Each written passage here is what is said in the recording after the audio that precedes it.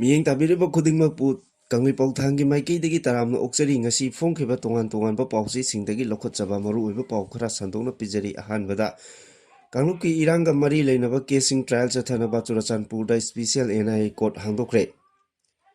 Haukiba chahi lisingani kulumdoi May 3dagi tholakhiba Kanglupki Irang asiga mari leinana casingi trial thujinnaba Churachandpur district ki and session judge ki court asi NIA gi special court oina hangdokre Union Home Ministry na Manipur High Court ki chief justice ka tanaraba matungda Churachandpur district ki session court asi NIA gi investigation chathariba case singi trial sing asi chathanaba gi damakta special NIA court ama oina hangdokhibani central government na paikhalakliba khongthang asi handakta justice Soma Sekarna High Court of Manipur gi mapan suba chief justice oina wasak lokraba matungdani hiram asiga mari lainana thokiba notification amana haribana special court asi jurisdiction asi Manipur pumba extend togani National Investigation Agency AC 00834 of Lisingani Nepalgi session Taramathoida Piriba Sakti gi matung ina Central Government na High Court of Manipur gi Chief Justice ka tanaraba matungda Churachandpur District ki District and Session Judge ki Court asi ek asigi Section Taramathoy gi Subsection Clause 1 gi matung ina NIA na chathaba investigation asigi schedule officing asi trial chathagani Churachandpur District and Session Judge ki Court asi NIA gi special court oina mathau tawduna Manipur thokliba irang asiga mari leinaba NIA na chathariba investigation sing asigi casing asigi trial chathagani NIA na Churachandpur District Session Court ta paikhatpa case singi manungda mamang chahi lisingani kunmari gi December thada jiribamda kuki laloba singna nupi ahum amasung angang ahum yauna punna miyoi taruk hatkiba adusu yauri hariba case asi Union Home Ministry na lawkiba warep ki matung ina NIA da sinarakibani Makatarapa update Manipur President rule thamjillaga sananing mongda sanaba Manipur thugaiba pambasing Manipur da leibiriganu haina bechawina fongdokre India ki state ama oiriba Manipur da buffer zone thambagi wahanthok karino Manipur da president rule thamjillaga sananing mongda sanaba Manipur thugaiba pambasing Manipur da leibiriganu haina United Club Ya School gi President RK Ibechawina fongdokre wafamasi ngarang Ya School laikai gi apunba lup Nepal gi merapai singna punsillaga moirangkhom sawkaijam laikai da famkiba wakat mifam da fongdokhibani mahana makata na fongdokhibada state Festival ama oiriba Shirui Lily Festival asi saruk yanabagi damakta chatkiba paumi singna tongliba gari adu Manipur thai haibagi damakta Gwaltabi da thingkiba adu akanba mongda condemn tawi isagi iramda masida Manipur thaba gari tonglaga chatbada athingba pirakliba asi higher authority na miyeng changbiraga thidokpiyo Manipur da leiriba praja sing Manipur thugaiba pamde haiki Anirok suba oina Home Ministry na Delhi da wari sananaba siliba sida tampaki CSO sing saruk yaroi dauri Manipur da tholiba chayani henjilaklaba Kanglupki Irang asigi waroi sinama puruknabagi pandamda Central Lenga ki miyeng makada Ministry of Home Affairs na lamdam asigi tampaki Civil Society Organization CSO kharaga Ngasi Delhi da pangthokani haina tawramba mifam adu yaithokre mifam adu yaithokpagi chapchaba maram Ministry of Home Affairs ki maikidagi khangalaktrabasu tha asigi kuntareta oina mifam pangthoklagani mifam adu da soidana saruk yabiu haina ngarang Ministry of Home Affairs ki maikidagi tampaki CSO kharagi lusingbasingda khangalakre hari hiramasigi matangda pause sina fangba pawgi matung inadi ngarang Ministry of Home Affairs ki pawda matung inna SIB Subsidiary Intelligence Bureau gi Joint Director amana telephone toroktuna khangalakibani hairi Shirui Lily Festival Ngsi Loisillagani hairi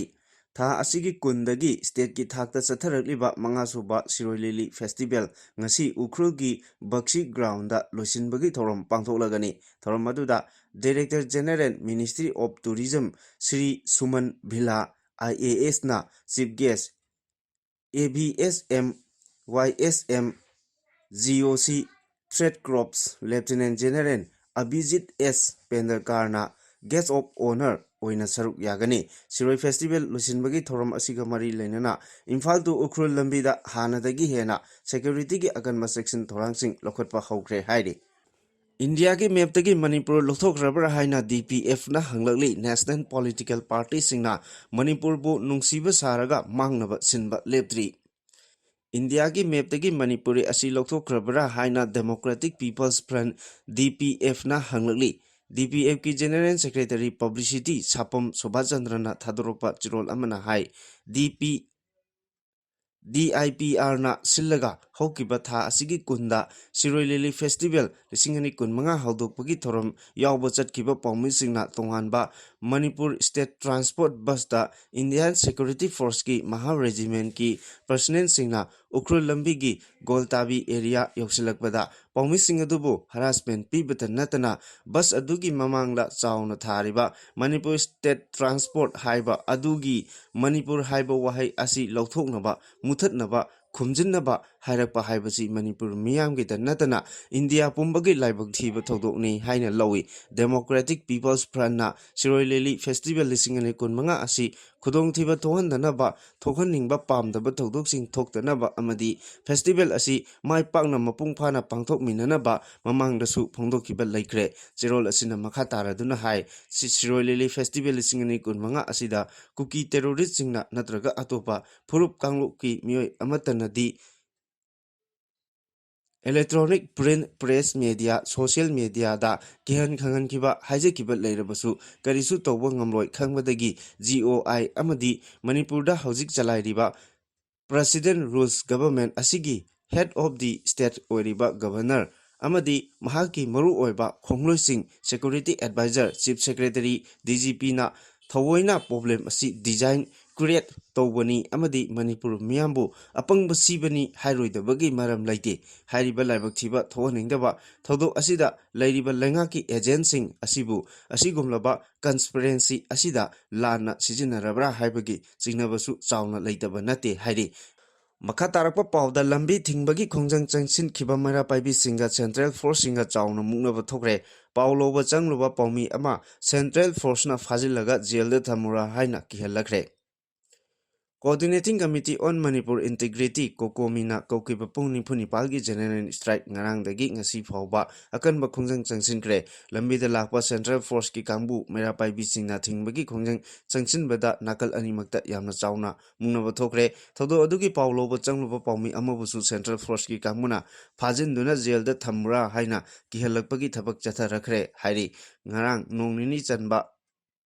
General Strike ki khongjang asibu mapung phana chogatuna lamdam asigi tungan mafam kayada masing yamlaba miyamna thoraktuna lambi thingmagi thabak chathaki loinana Manipur ki konung oiriba Imphal shahar khuntak lan sibaga chap manaki khwairamal kaithian yauna ima manung amadi akoibada leiriba mafam singda leiriba kaithel sing kanakide dukan sing thong lonaki essential service khak natana passenger puba gari sing amata chenakide School college amadi office sing thong hangnakide tongan mafam kayada mera paibi singna lambi thingbagi khongjang akanma mawngda changsinki lambida lakpa Central Force ki gari sing khamduna Kangleipak Manipur thaba sticker singsu napsinki ka henba pamdaba thodok sing thoktanaba Security Force ki kangbuna ngak chenbagi thabakchu lokhatki pungni punipalgi General Strike ki nini chanba numit asida tidim lambi ki paringda malum tuli yaima awang lekai da leiba lambi thingduna khongjang changsin khiba mera paibi singa Central Force ka akan mamongda muknaki thodok adugi pawloba video coverage tawruba IS.com TV gi pawmida Central Force ki kangmuna video kapa yaroi haiduna thingjilakhibaga loinana athiba wahai sizinaduna faraga jailda thamura haina phawba kihellakre hairi pawasina makhatana hai ngarang ayu pung 10 rom tarakpa matamda tidim lambi gi paring tuli yaima awangi lambida maikei adongi mera paibi amadi nahasingna kokomina kauriba pungni punipalgi General Strike sogotuna lambi thingbagi thabak chathaki matam aduda lambi paring aduda lakhiba Central Force singi kangbuga lambi thingliba mera paibi singa munaki hairi Central Force ki team adubu luchingduna lakhiba officer amana mera paibi singda luzadaba wafam sing phongdoktuna chai thangbaga loinana phajingani haina phawba kihanki hairi tanja aduda pawloba changluba ISCOM TVꯒꯤ ꯄꯥꯎꯃꯤ ꯑꯗꯨꯗ video ꯅꯝꯕ ꯌꯥꯔꯣꯏ ꯍꯥꯏꯅ ꯑꯊꯤꯡꯕ ꯄꯤꯔꯛꯄꯒ ꯂꯣꯏꯅꯅ ꯐꯥꯖꯤꯟꯗꯨꯅ ꯖꯦꯜꯗ ꯊꯝꯃꯨꯔꯥ ꯍꯥꯏꯅꯁꯨ ꯀꯤꯍꯜꯂꯛꯈꯤꯕꯅꯤ ꯍꯥꯏꯔꯤ ꯂꯣꯏꯅꯅ central ꯐꯣꯔꯁꯅ ꯆꯠꯊꯈꯤꯕ ꯊꯧꯑꯣꯡ ꯑꯗꯨ ꯃꯩꯔꯥ ꯄꯥꯏꯕꯤꯁꯤꯡ ꯑꯃꯗꯤ ꯃꯤꯌꯥꯝꯅ ꯌꯥꯝꯅ ꯀꯟꯅ ꯌꯥꯅꯤꯡꯗꯕ ꯐꯣꯡꯗꯣꯛꯅꯔꯛꯂꯤ ꯌꯥꯝꯅ ꯅꯨꯡꯉꯥꯏꯇꯕ ꯄꯥꯎ ꯑꯃꯗ ꯁꯤꯔꯣꯏ ꯂꯤꯂꯤ ꯌꯦꯡꯕ ꯂꯥꯛꯄꯁꯤꯡꯅ ꯂꯩ ꯊꯥꯗꯠꯂꯝꯕꯗꯒꯤ ꯁꯦꯟꯅꯔꯤꯕꯁꯤꯡ ꯃꯩ ꯍꯧꯅ ꯁꯥꯎꯈ꯭ꯔꯦ Manipur Lengangna Sinduna Tha Asigi Kundagi Numit Mangani Chumna Pangthokadoriba Shirui Lily Festival Lisingani Kun Mangada Saruk Yaba Lakpa Singna Siroi Singthakta Kaduna Lily Sarpa Yengba Singi Maraktagi Nungsi Haitana Lay Asibu Thadatuna Arembada Mahanbagi Thawambu Lay Asibu Ngak Senbagi Daita Loduna Lakliba Siroi Youth Club na pendaba phongdorakpaga loinana makhatana ayengbasinga atangba lei makhal asibu thadattana arembada mahanbagi thong chathabiganu haina appeal tawrakli Siroi Youth Club ki maikaidagi phongdorakpada state flower oiriba Shirui Lily bu ikai khumnaba utpada natana eco tourism chakotnaba cultural exchange amadi nature bu ikai khumnaba utuna state ki thakda lengakna Shirui Lily Festival asi pangthokpani adubu laibak thibadi festival asida saruk yaba gal loinana Lily asi yengba lakpasingna nungsi haitana amadi state flower asibu ikai khumnadaba manba mongda festival asigi asengba saktambu manghalle hairi club asigi president Ningkhan Rin Sanghana Aikogi identity gi symbol amasu oiriba state flower asibu yengba lakpasingna lei asi thadatpagi thabak tawiragano karigumba lei asi yengba lakpasingi marakta lei asi Hektok lamba Tengnarabadi Mio Adugi Matakda Chap Chaba Action Club Asina Lokot Chagani Maram Asina Shiroi Singdol Asigi ecosystem da Mangangadaba Tabak Visitor Amatana Tobigano Mipum Kodimagna State Flower Ama Oibata Natana Malemgi Atai Mapamda Pangdraba Atangba Makalgi Lay Asibu Ikai Kumnabiu Haina Appeal Torokli Manipur Thaba Yaroi Haiba Wathoki Me Kuntra Pawbagi Manungda MLA Singi Chap Chaba Philip Miamda Lauthokadabani Haina Apunba Manipurgi Ima Singna Kangalagli India Thaba Signboard Sing Muthatpagi Khongjang Sangsilagani Manipur Manungda Manipur Thaba Gari Chatpa Yaroi Haiduna Shirui Lily Festival gi Pau Lorunaba Chatpa Media gi Myoising Tongba MST gi Bus Chathan Khidababu Apunba Manipur gi Imana Akanba Mongda Condemn Tawragli Loinana Lakliba Me Kuntra Pawbugi Manungda MLA Singna Wathok Asigi Matangda Makhoigi Oiba Chap Chaba Phire Miyamda Lauthokadabani Haina Section Wafum Thamlagli Lup Asigi President TS Inauchana Thadorokpa Chiron Nahai Thawong Asibu Yaningdaba Uttuna Kokomi Yauna Tongan Tongan Lupsing Amadi Miyamna Khongjang Changsile Fibam Masida Miyamgi Mihut Oina Ladiba MLA Singna Karigumba Amata Haidana Masa Masagi Pham Tabu Mitaduna Ladiba Asi Ima Lup Asina Yamna Haktin Lowi Wathok Asigi Matangda MLA Sing Asigi Chap Chaba Phirep Me Kuntra Phawbagi Manungda Miyamda Lauthokadabani Wafam Asi Karigumba Thawas Sadaduna Miyambo Usit Thawoidana Lairabadi Adugumba MLA Sing Adugi Matakta Makhal Makha Kayagi Khongjang Sangsilagani Manipur Thaba Gari Charan Khidaba Thaudokta Mari Lainana Semliba Inquiry Committee Asi Miyambu Namthak Tawbani Amadi Ut Chaibagi Thawongni Lengak Pairiba Governor Chief Secretary Security Advisor Amadi DGP gi Luzadaba Matau Adu Uthokpani Tasengna Wathok Asigi Asengba Ama Khangnaba Committee Semba Nate Miyamda Ut Chaiba Yanaba Tawbani Haibasi Apangasing Pumnamangna Khangnaraba Wafamni Thaudok Asigi Asengba Ama Khangnabagidamang Judicial Inquiry Ama High Court ki Judge Oriba Natraga Retired High Court ki Judge Amana Luchingduna Tahongadabani Loinana Manipur Lengaki Pairiba Matik Chadraba Governor Chief Secretary Security Advisor Amadi DGP na Athubada Sengdokadabani Matik Chaba Mioisingda Makhoina Puramba Phamsing Adu Puhangadabani Wafam Asi Karigumba Athubada Thabak Oina Onthoktrabadi Miyamga Loinana Changsilakpa Khongjangsinda Afafatagi Daita Pumnamak Isana Pugadabani Manipurgi Laimaida India Thaba Signboard Muthatpagi Khongjang Sangsilagani Haina Cherolasina Makha Taragli Mapam Kayada Lambi Thinki Kokomigi Makataba Khongjang Ngsi Lautholaba Yai Miyam Sem Saraga Labinaba Khangalagli Security Advisor CS Amadi DGP Pham Thadoktri Governor na Lale Haijadri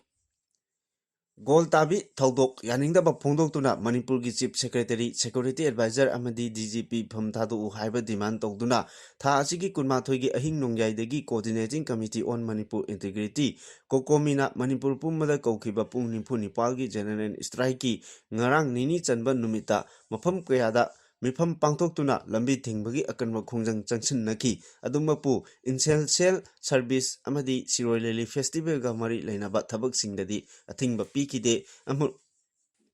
Amaromda kokomigi makha taba khongjang ngasi lauthokhlaba yai masigidamak miyam sem saraga labinabasu kokomina appeal tawrakli nakal amaromda ngarang nungthil pung taruk lom taba matamda Security Advisor Chief Secretary DGP pham thadokbagi paw leitri masigi mathakta Governor su miyamda lale hajadri General Strike asina maram oiduna ngasi su National Highway sing yauna maru oiba lambi singda passenger puba Makal amatagi gari sing chen khidabana lambi sing itak taki koiramban ima kaithel ahum amadi masigi akoiba mafam singda hangliba dukan sing thong lona khibaga loinana imphal gi akoibada leiriba kaithel sing singjamai kaithel kwa kaithel kurai lamlong kaithel konung mamang kaithel tera kaithel kongba kaithel amadi masigi akoibada phamba dukan sing thong hangnakhide mahi loisang sing thong lona ki lanai establishment khudingmak thong lona ki amadi oil pump sing chu thong hangnakhide Laingaki loisang sing thong hanglabasu staff sing lakbagi chang yamna nemki chap manaba phibam asimak tampaki district kudingmakta uba phangki General Strike asigi ngarang nini chanba numita Imphal East amadi Imphal West ki mafam kayada nupi singna tholaktuna lambi thingbagi akanba khongjang sing changsinki Imphal East ki manung chanba Khurai Lamlong Kongba Bazar area konung mamangna singba mafam singda nupi sing thoraktuna achat o thingbagi thabak chathaki KYKL MYA gi patho private nanauna laikhidabada loop asina awaba phongdokragli Kangla yawon kanba loop KYKL gi miyamgi yawon lanmi MYL gi patho private moirangthem nanau allies ngamba sahi kuntra manga haukiba me thagi chechat taramapal ningthokaba numiki ayuk pung taramathoi muktaba matamda haukiba hojik kanglei Myanmar ngmkhai paringda yeknaba mayang lanmi amadi makhoigi proxy force KNFB gi apunba tengolga kanglei yawoloi singi tengolga soknariba lanphamgi front line amada mathau tawringaida yeknabana kaplakpa sniper na panbadagi thawaina pontha oikhre haina aina thingraba KYKL gi publicity and research ki secretary Thaupuriba yaifabana khuyekpiduna press ta thadorokpa chirolna khangalagli chirol sinema khatana hai Pathau private moirangthem nanau allies ngamba Churachandpur district ki tuibongdagi laikhidraba moirangthem mani amadi moirangthem ongbi loidang anigi macha mangagi manungda ikon kona phangjakhiba maparini singani kulumdoi me ahumdagi howduna India government na yelomi meitai singbu muthatnaba chatharakiba proxy war asigi ahoba numita sinkuki jo narko terrorist singna minungsi leitana mayumakai mai thadokduna Churachandpurdagi tanthokiba mioi lising kaya adugi manungdagi mahaksu amani maithiraba mangda fawba thokani haina khangkhidaba proxy war asina mahak amadi mahaki nungsiraba loinabi khongjai ningol amasung macha singa minungsi yaudana khaidoknaba taki hairi Churachandpurda pokpa amadi chawrakpa oibana karigidamakta yelomi meitai singi mathakta chinkuki jo narko terrorist singna landaraglibano haibagi makhoigi pandam asi karino amadi karigi meitai singna maramda saidangba refugee oiribano haibana singba wahang sing asigi pakhum thibada luna thoki Lan asi India gi proxy war ni masi India na meitai singbu muthatnabagi damakta meitai singi mating thudeknaba tawba lani haibasi mayek sengna khangnaraki Driver sing steering paidabagi khongjang changsilakadori maram amata pidana police na thingjinduna leiriba all Manipur Road Transport Driver and Motor Workers Union gi Sengmai branch chayol amagi manungda hangdok handrabadi driver sing steering paidabagi khongjang changsilagani haina union asigi general secretary Maimom Anilna phondorakle Paumisingda Maimom Anilna hai union asigi Imphal da leiriba head office fawba driver singna laktuna makhoigi oiba wakat sing thambada khudong chadaba leiba amadi union दा मखोई अवाट अपासिंग येंगसिनबदा खुदोंचादबा कया थेंगनबना मरम ओइरगा इम्फाल दिमापुर लंबी असिगी ओइना सेकमाइदा union असिगी branch office अमा हांगदोक्तुना driver सिंगी अवाट अपा येंगसिनदुना लाकबनी अदुबु हौकिबा मार्च कुन दगी हौरगा मरम अमता पीदना branch office असि पुलिसना थिंजिनखिबनी पुलिस स्टेट की लॉ एंड ऑर्डर ना मरम ओइरगा थिंजिनखिबरा हाइना खलुबनी अदुबु लॉ एंड ऑर्डर गा मरी लेनरमद्रे असेंगबा मरमसु मरी लेनबा ऑथोरिटी सिंगना यूनियन दा खंगलंबा लेट्री ड्राइवर सिंगी दमकता लेरिबा इंडिपेंडेंट रजिस्ट्रार बॉडी असिगी ब्रांच ऑफिस थोंग लोंचिनबा असि यूनियन असिना हक्चिनना लौबगा लोइनना यूनियन असिगी ब्रांच ऑफिस चयोल अमगी मनुंगदा हांदोकनी हाइकी लोइनना ऑफिस असि लेइतबगी खुदोंचाबा लौरगा पुलिस ट्रैफिक अमदी मोटर व्हीकल सिंगी ऑफिशियल सिंगना ड्राइवर सिंगदगी मरम चादना सेल लोबगी वकत कया अमसु लागली फिबम मसिदा यूनियन तुमिना लैथोकलोय ड्राइवर सिंगी दमकता यूनियन लेपकनी हाइरगली बसता मणिपुर थाबा यारोय हाइबगी वाथोक लोइद्रिङैदा सेंट्रल फोर्सना लबुक्ता लोंमिसिंग थबक सुबत थिंगले थासिगी कुन शिरोई लिली फेस्टिवल हौदोकपा नुमिता पाउमी कांबू अमना तोंबा एमएसटी की बसता मणिपुर थाबा यारोय हाइना महा रेजिमेंट की कांबू अमना अयेतपा पीखिबा गी थौदो लेरिङै टाइमिंगदा हौजिक असि कोकोमीना पुंग निफु निपाल की जनरल स्ट्राइक तौबा याउना माइकई कयादगी यानिंगदबा फोंदोकनरिङै चैरक असिदा बिष्णुपुर डिस्ट्रिक्ट की छिनुंगै हाई केनेलदा लोमीसिंगना मसागी लोफमदा चंगदुना लौसुनबा होनबदा सेंट्रल फोर्सना अथिंगबा पीबदगी लोमीसिंग लौसुबा यादना लेरी थौदोक थोकमदगी फंगबा पाउना हाई हौकिबा लिसिंगनि कुलुमदोय मी अहुमदगी थौलकिबा इरांग असिना मरम ओइरगा छिनुंगै हाई केनेल मथक्ता लेरिबा मैतैसिंगी लोफमसिंग असि चही अनि हेना कना अमतना लौसुबा यादना लेरखिबनी मसिना मरम ओइरगा लोमीसिंग चानिङै थनिङै लेतबदगी अवाबा कया मायोकनदुना लेरी अदुबो हौजिक असि इरांग खरा फरकपदगी लोमीसिंगना मफम अदुदा चंगदुना लौ सुनबा चही असिगी हौगलकपदगी हौदुना लाखिबनी मफम अदुदा चंगदुना लौ उनबा होनबा मतमदा मदुदा चंगदुना लौ उबदा मरी लेनबा ऑथोरिटी सिंगदगी परमिशन मथौ ताई हाइना लोमीसिंगना हौखिबा मार्च थादगी परमिशन तानादुना लाखिबनी लोइना तोंगान तोंगानबा वारेप कयासु लौदुना लौ उनबा होनदुना lucky अदुबु ngarang phawba permission uva fangdri hai kenel asida leiriba maitai singi lofam sing asiga thangnariba komgi lofam singdi adumak tractor sizinatuna lo khoinari matam kuina masagi lofam da changduna lo suba yanaba permission tanaduna laglabasu pidabadagi ngasi asi lomi singa tractor sizinatuna lo khoiba horakpada central force ki kanguna permission yaudrabadi lo uba yaroi haina athingma piki masudamaram oiraga lomi sing मसागी लोफमदा लोकसु फंद्रे हिरमसिगी मतंगदा मरी लेनबा authority सिंगना मियेंग चंगबियु हाइरगले